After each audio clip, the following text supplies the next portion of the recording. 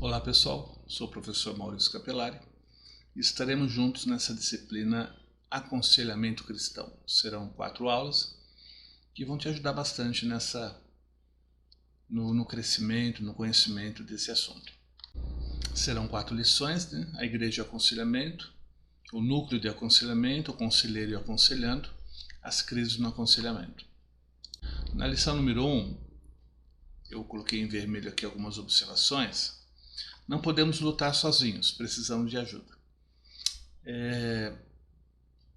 Quem está no problema não consegue enxergar o problema com calma. Ele está comprometido emocionalmente. Então é importante uma outra pessoa entrar nessa situação. Alguém que esteja fora da situação, que ajude essa pessoa a enxergar o problema. Sem um envolvimento emocional. Então, às vezes não vemos uma solução, às vezes estamos desesperados, até que a gente procure alguém qualificado por Deus, qualificado pela ciência, para nos ajudar a enxergar e lidar com a situação. Essa é a função do conselheiro. Ajudar a pessoa, ou aconselhando, a enxergar melhor, enxergar saídas, enxergar soluções e tomar decisões prudentes. Isso é uma declaração de amor. Aconselhar é uma declaração de amor a Deus e ao próximo. Lembrando que estamos aqui nesse mundo como igreja para amar. A importância de buscar auxílio de alguém de fora, sem envolvimento emocional, com maior capacitação e experiência. Capacitação espiritual acima de tudo, mas também capacitação científica. Porque muito já se descobriu sobre aconselhamento, muito já se descobriu sobre terapia, sobre ajudar a pessoa a enfrentar seus dilemas. Então não vamos inventar a roda, ela já existe. Não vamos inventar aconselhamento, ele já existe. Vale a pena conhecer o que tem de bom aí, de experiências dos conselheiros. O pastor obreiro, sem levar em conta o seu treinamento, não tem o privilégio de escolher se irá ou não aconselhar o seu povo. Todo líder vai acabar aconselhando. E esse aconselhamento pode ser em casa, no serviço, na escola. Existe dentro do ministério, né, que é a obra do Senhor, mas também existe aquele aconselhamento no dia a dia. Quando alguém percebe que há em você algo especial, essa pessoa vai se aproximar e vai pedir ajuda. Normalmente quem está sofrendo vai identificar em alguém, esse aí pode me ajudar. Seria o aconselhamento informal. Mas dentro do contexto eclesiástico, com certeza aparecerão situações em que apto ou não a pessoa vai ser procurada para aconselhamento. Eles, inevitavelmente, levam-lhe os seus problemas a fim de obter orientação e cuidado. Dói muito quando você está com um problema, uma dor. Eu já procurei pessoas e eu me abri, algo que estava me matando por dentro, e eu me abri e eu busquei ajuda, e a pessoa, nossa, que coisa séria, né? Mas como é que tá tua mãe, como é que tá teu pai, o que você anda fazendo? Mudou de assunto. E quando eu vi que a pessoa não estava querendo muito me ouvir, me ajudar, aí eu ignorei, não procurei mais com essa finalidade. Mas dói quando você quer uma ajuda e não encontra. Não é possível evitar tal coisa caso permaneça no ministério pastoral. Não tem como evitar, vai fazer parte. E eu conheço pastores que não só se tornaram conselheiros, como se tornaram psicólogos, que é uma especialização, uma graduação fantástica para quem quer fazer um bom trabalho de aconselhamento. Porque há coisas que a gente resolve. A oração é poderosa, mas há situações que a pessoa precisa de um acompanhamento, uma terapia. Numa linguagem simples, é como se a sua vida fosse um muro. Em algum momento, um tijolo ficou desalinhado, ficou torto. E a partir daquele tijolo, os outros que estão acima, que foram colocados acima, que é a continuidade da vida, vai ficar torto. Então aquela área está torta, está defeituosa.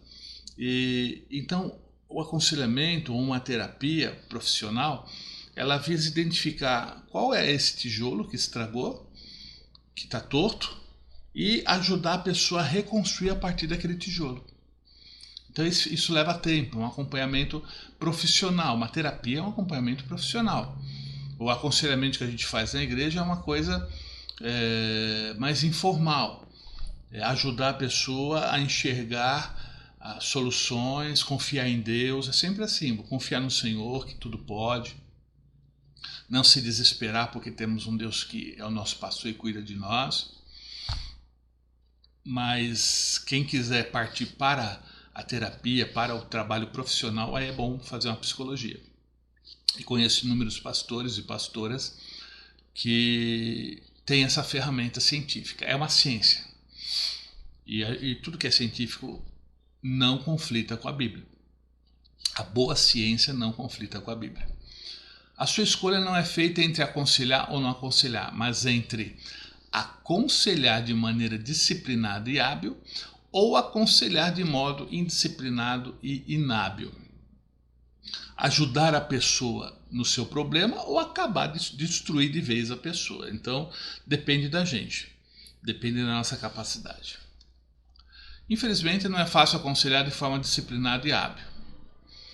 Milhares de técnicas de aconselhamento acham-se literalmente em uso. Livros de terapia e ajudas às pessoas são impressos com regularidade. Existem quase tantas teorias e abordagens ao aconselhamento quanto conselheiros. E mesmo com toda essa informação e atividade, até mesmo o conselheiro de tempo integral pode sentir-se confuso. Perfeito. Não é um trabalho que basta boa vontade. Tem que ter capacidade. E capacidade se constrói. É um ministério que exige dedicação? Com certeza. Qualquer ministério exige dedicação, exige busca da excelência. E o aconselhamento, ele lida com a outra pessoa, ele lida com o outro. Mais um bom motivo para que eu me especialize.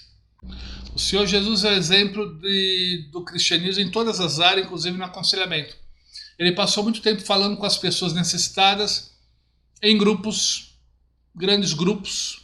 O ensino é um aconselhamento. Se você analisar o Sermão da Montanha, né? O ensino da montanha, bem-aventurados, bem-aventurados, é um aconselhamento. A verdade é um aconselhamento. É um ensino e um aconselhamento. Então, ele auxiliava as pessoas necessitadas em grupos, cara a cara, individualmente, grupos pequenos, grupos grandes. E o apóstolo Paulo, por sua vez, era muito sensível às necessidades dos indivíduos sofredores. E disse assim: ora, nós que somos fortes, forte pela graça, né? A graça nos torna fortes. E quanto mais dependente de Deus, mais forte você é. Quanto mais independente de Deus, mais fracos somos.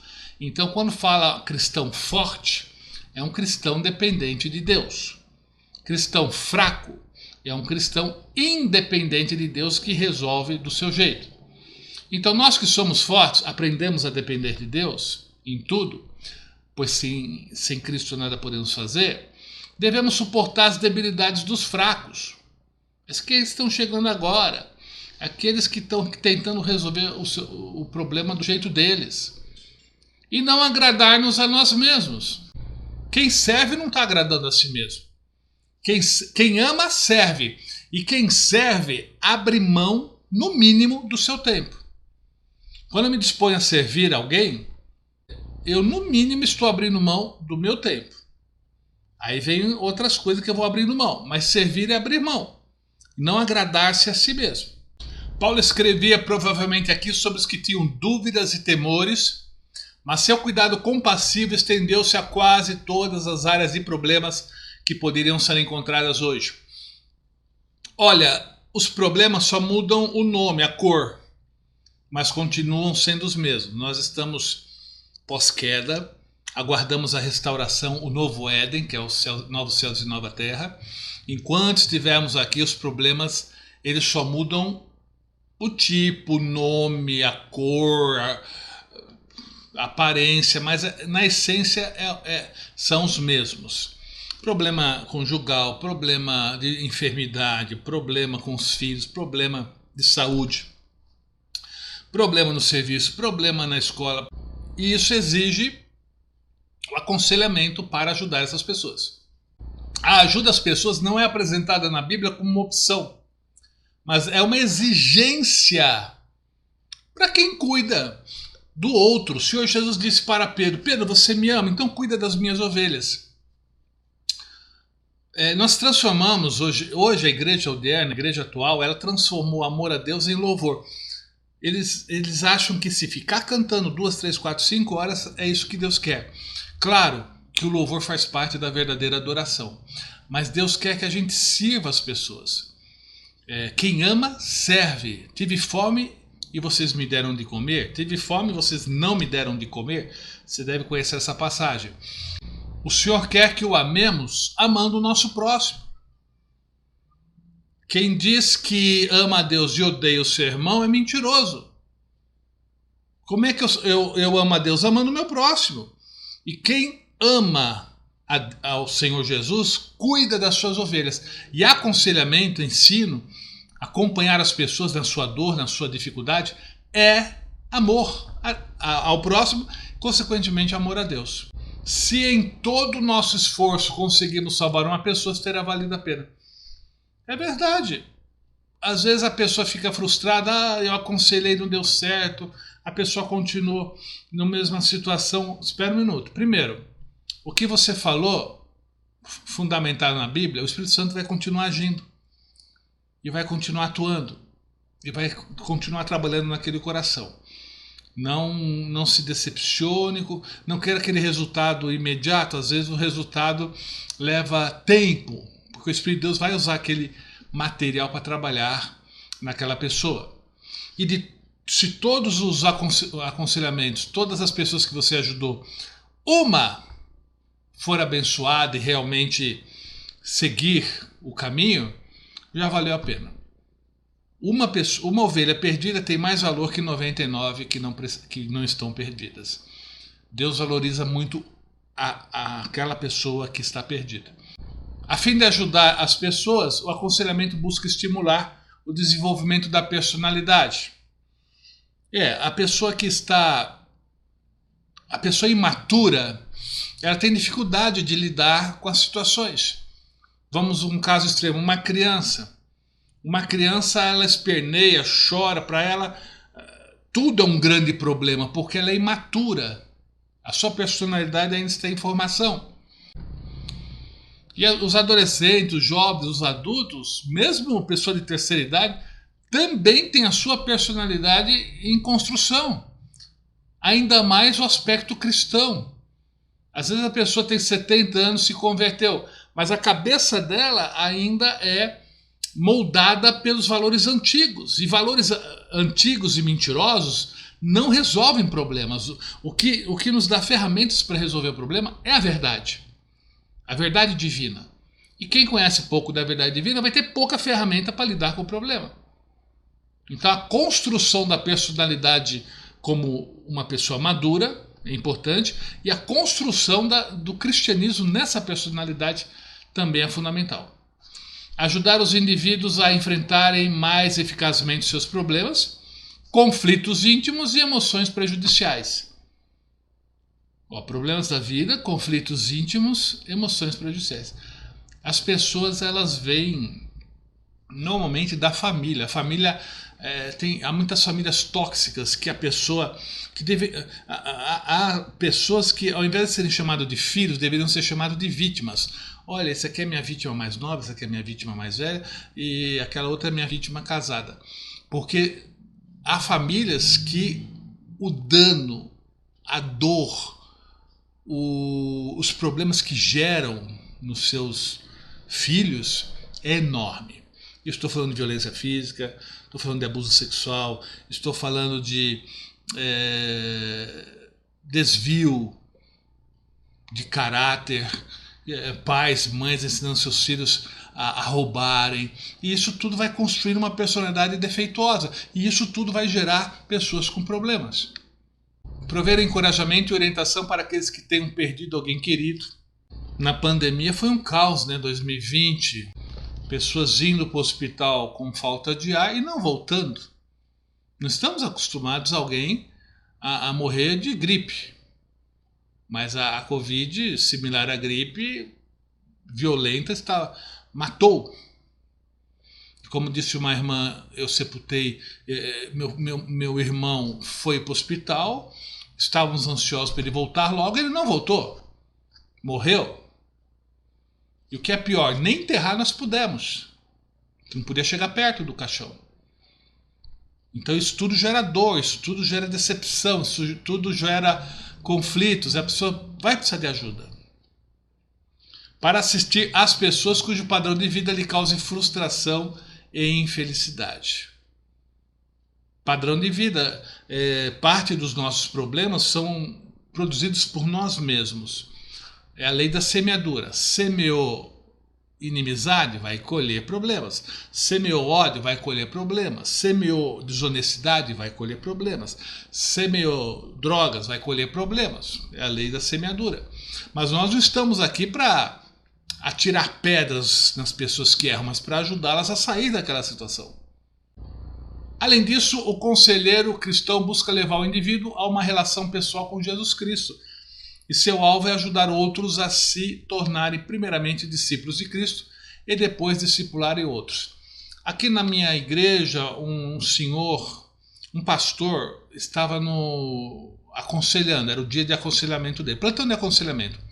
E apareceu uma senhora e ela estava desesperada. Não sei o problema, ele não falou, nem deveria ter falado, mas não falou não, ele só disse que ela estava angustiada.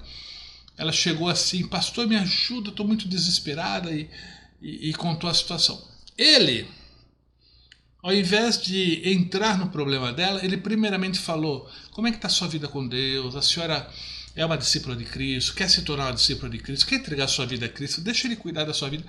E ela aceitou, fizeram uma oração, ela entregou sua vida a Cristo, e aquilo foi tão impactante que ele falou assim, agora vamos falar dos seus problemas. Ela falou, que problema? Ah, não, deixa pra lá, tô sentindo uma alegria, tô sentindo uma paz tão grande. E eu sei que Deus entrou na minha vida e transformou minha vida e vai me ajudar em tudo isso. Então, o que ela precisava mais do que uma solução para o problema é a fonte de água viva jorrando no seu interior. Isso aconteceu quando ela entregou sua vida a Cristo e ela passou a beber da verdadeira fonte, que é obedecer ao Senhor, que é o Espírito de Deus em nós, gerando essa satisfação.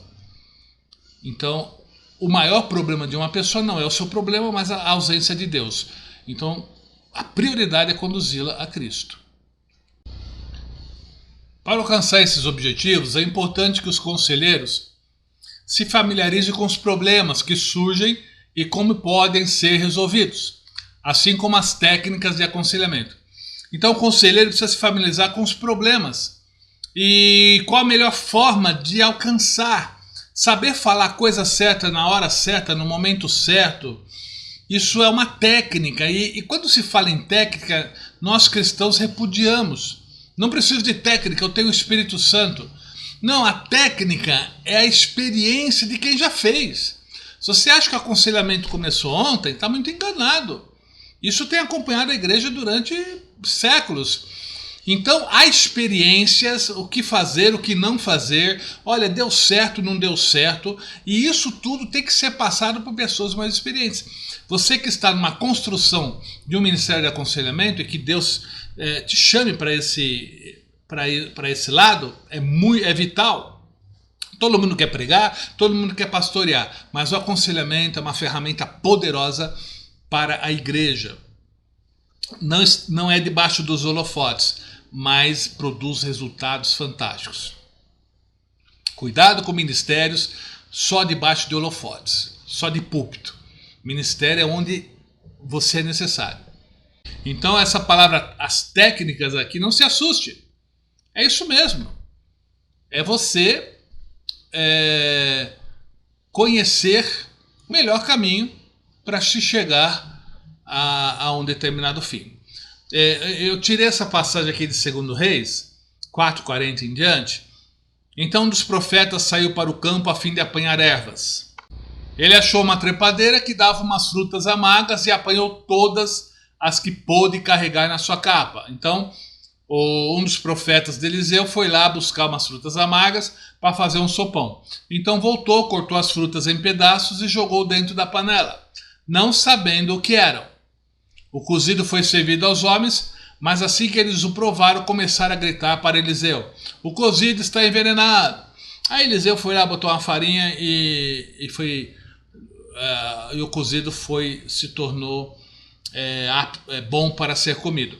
Mas o interessante é que esse profeta, ele não era um assassino, era uma pessoa despreparada. Ele foi fazer um sopão, foi fazer um cozido com uma erva que ele não conhecia. Ele não estava apto a escolher as frutas, a erva, para pôr na panela. Veja bem, ele tinha boa vontade, ele tinha boas intenções, ele queria sanar a fome do povo, mas ele não estava apto a escolher a melhor fruta, o melhor produto na natureza para pôr no cozido. E escolheu errado. E quem conhecia gritou: isso é veneno. Veja, não basta no aconselhamento, qualquer área do ministério, não basta a boa vontade, tem que buscar a excelência, tem que se especializar, tem que ter o treinamento. Não basta a boa intenção, é preciso estar qualificado para aconselhar. Claro, use o que você tem, mas não se acomode com o que você tem, busque a excelência. E dentro dessa excelência, se esse é o seu ministério, um curso de psicologia vai ajudar muito, porque psicologia é uma ciência. Então a ciência, mas com a oração, a vida com Deus, nossa, torna a pessoa um conselheiro muito eficaz.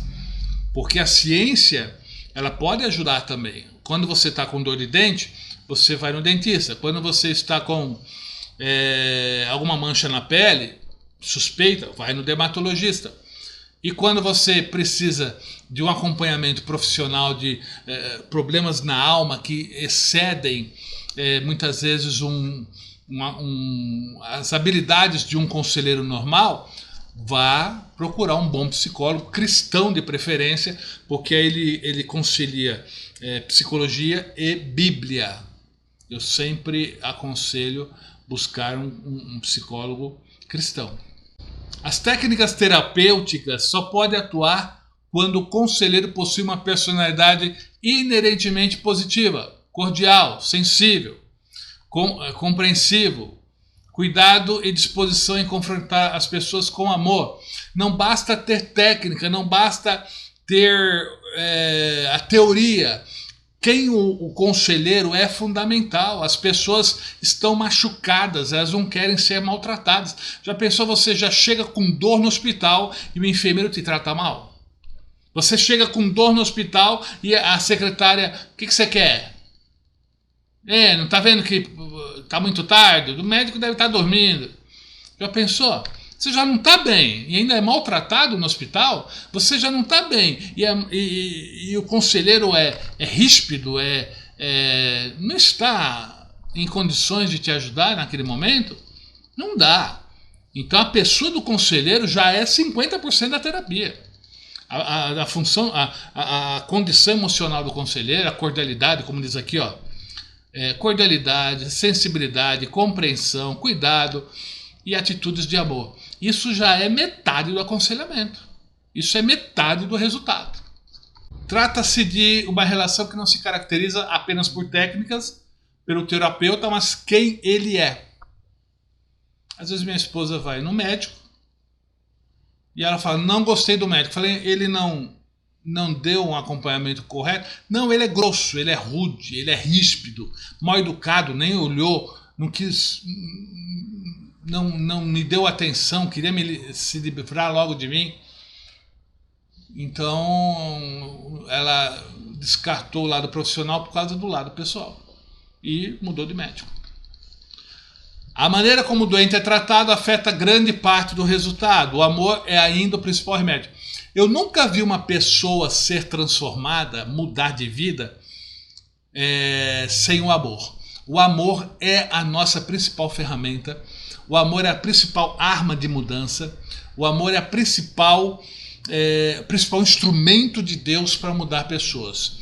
Às vezes o conselheiro talvez não tenha tanto know-how, não tenha tanta ferramenta, não tenha especializações, mas só o fato de amar, dar atenção, orar com aquela pessoa, ouvi-la, já é parte do processo de cura. Quando tentamos analisar o aconselhamento do Senhor Jesus, existe sempre a tendência inconsciente ou deliberada de encarar o ministério de Cristo de modo a reforçar nossas próprias opiniões sobre como as pessoas são ajudadas. É indiscutível afirmar que o Senhor Jesus fez uso de várias técnicas de aconselhamento. E ele não tinha um modelo só, o modelo se adaptava à necessidade. Não existe um conselheiro de uma técnica só, de um modelo só. A técnica ou o caminho que o conselheiro vai seguir depende do problema, depende da situação, depende de vários fatores.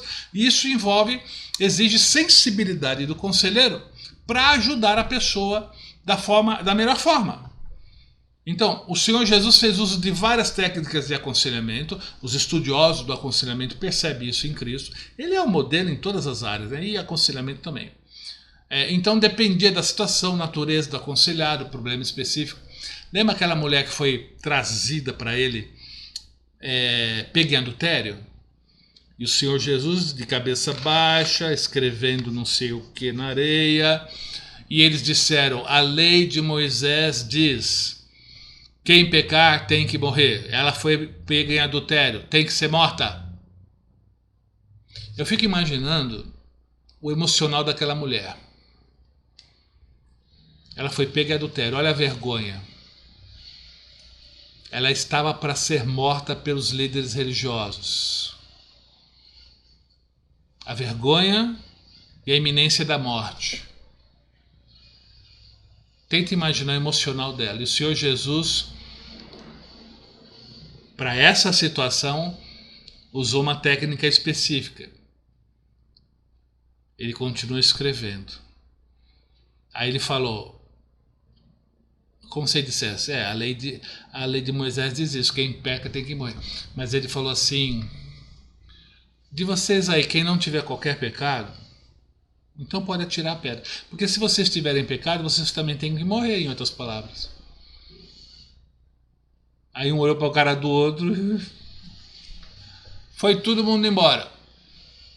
Aí o Senhor Jesus, olha a cura. Ele falou assim, mulher, onde é que estão os que te acusam? Ele viu que foram embora, mas ele estava curando ela. Os seus acusadores, onde estão? Ah, Senhor, foram embora. Não tem ninguém aqui. Isso já trouxe paz para ela. Os que queriam matá-la não estavam mais lá. E a vergonha do adultério, a vergonha da situação. Aí o Senhor Jesus disse, a partir de hoje, não peques mais. Em outras palavras, conserta a sua vida. Cuida da sua vida, cuida da sua forma de viver. Busca a felicidade no lugar certo. Busca o prazer de uma forma que Deus aprove. Vá e não peques mais. Então, nas poucas palavras do Senhor, ele desmontou uma série de fatores e restaurou o emocional daquela menina, daquela senhora, daquela mulher, não sei que idade que tinha. O Senhor Jesus era absolutamente honesto, profundamente compassivo, sensível e espiritualmente maduro. Ele dedicou-se a servir seu Pai Celestial e seus semelhantes, preparou-se para sua obra mediante períodos de oração, meditação, conhecia profundamente as Escrituras. A nossa ferramenta principal é a Bíblia. More na Bíblia e aí pode visitar bons livros. E buscou ajudar as pessoas necessitadas a se voltarem para Ele, onde podiam encontrar paz, esperança e segurança. Em seus contatos com o povo, ele compartilhou exemplos tirados de situações reais e buscou constantemente estimular outros a pensarem e agirem de acordo com os princípios divinos. Sim, não existe uma verdadeira restauração se a pessoa não se voltar para Deus.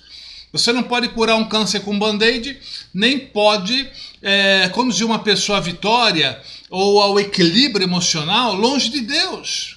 Não dá. Ninguém pode ser salvo ainda no meio da água cheio de tubarões, tem que ser tirado de lá.